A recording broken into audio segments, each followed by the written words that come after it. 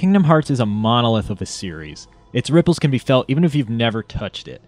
The marriage of JRPG and Disney is too strong of a pull to just ignore, which is precisely why the franchise has endured for 17 years. In that time, we've gotten a prequel to that prequel, side stories, and several sequels that don't really deliver on most of the story beats set up in 2005's Kingdom Hearts 2. It might not be exactly how you imagined it, but Kingdom Hearts 3 does tie up the Sora saga with a more than presentable bow.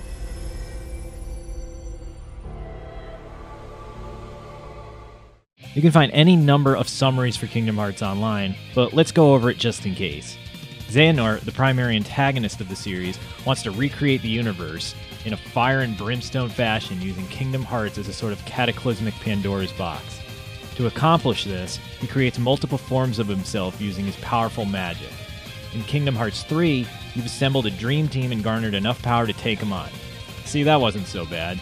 We've skipped over the creation of about 20 clones, give or take, but that's really it. There's absurdity sprinkled around, but for the most part, things are grounded, especially in the first half. Sora, Kairi, and Riku all have their quests to settle, and it's very easy to follow. Sora and Kairi need to train further, and Riku's going on special missions with King Mickey. Again, easy. It's the dialogue that betrays the simplicity of it all, with plenty of heart similes and metaphors pouring out from an endless chocolate-flavored font. No hints for how the whole thing ends, but it's anime and over the top as hell. All-star enemies from every entry, even the obscure mobile game, are present. Proper form for a finale.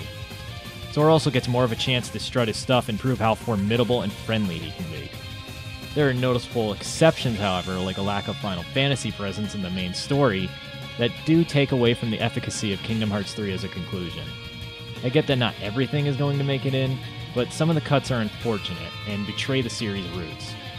As noted in our review in progress, the combat system isn't super deep, and that's still the case. The series absolutely nails aerial combat, with combos typically shown as aerial raves, and that legacy is secured by Kingdom Hearts 3. Nomura and his team have a way with their signature Polarizing Floaty combat system, which fits Kingdom Hearts to a T, whether you're flying up in the sky with Buzz Lightyear or clashing Keyblades with a Goku-haired villain. It's on brand, an observation that extends to the series as a joint body. Silly or serious, Kingdom Hearts is as true to its heart as the closing song to Mulan.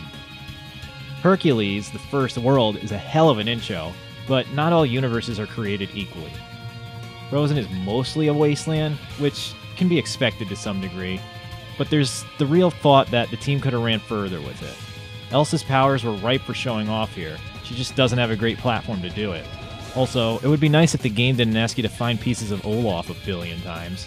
Corona, the tangled environment, is too reminiscent of past forest motifs in the series and never manages to top them, while only just eking out a beautiful kingdom midpoint that we spend almost no time in. Like Frozen, it retraces the steps of the film far too closely, an odd choice that concurrently spoils the stories for folks who haven't seen it and spawns yawns for those who have. The after or adjacent to formula has always been the best approach for traditional film adaptations, on top of when the series embraces the completely unexpected, like Kingdom Hearts 2's Timeless River or Dream Drop Distance's Symphony of Sorcery. It sounds damning, but those two worlds, which do have their moments, are really the only lows. Not to delve into the minutiae of every realm, but suffice to say, all the others made a big impact. Toy Story's Rex being a super fan of Sora because he thinks he came from an anime video game is pretty incredible. Monsters, Inc., with its complete and utter focus on emotions and the ethics of fear and joy, makes sense for this magical morality tale, and it also serves as a semi-sequel to the original film. Hearing Bruckheimer Pirates-themed music again is a thrill, given that the last 3 films suck. Who even knows what the continuity of that series is anymore with Johnny Depp out, but this little universe made pirates fun again.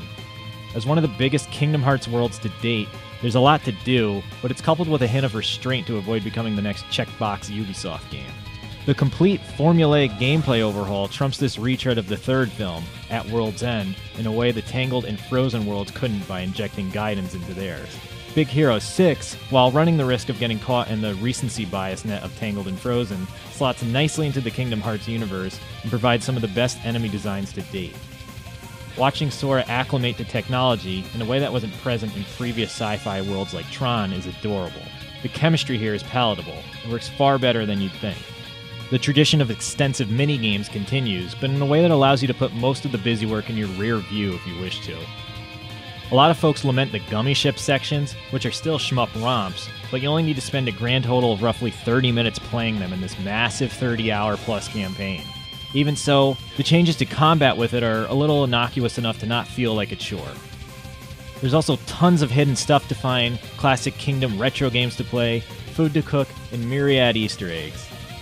It's all very appealing, and a large reason why these games have hit it off with such a large amount of people.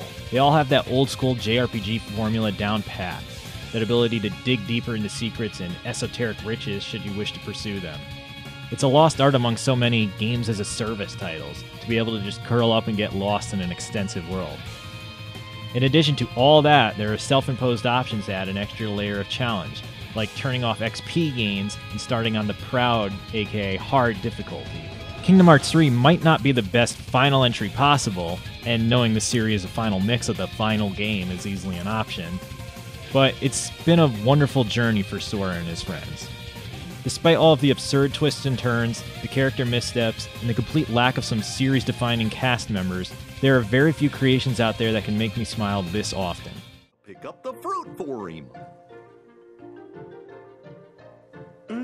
Okay, that's fine, but I can do it by myself. To check out this and other written reviews from our staff, be sure to head over to Destructoid.com.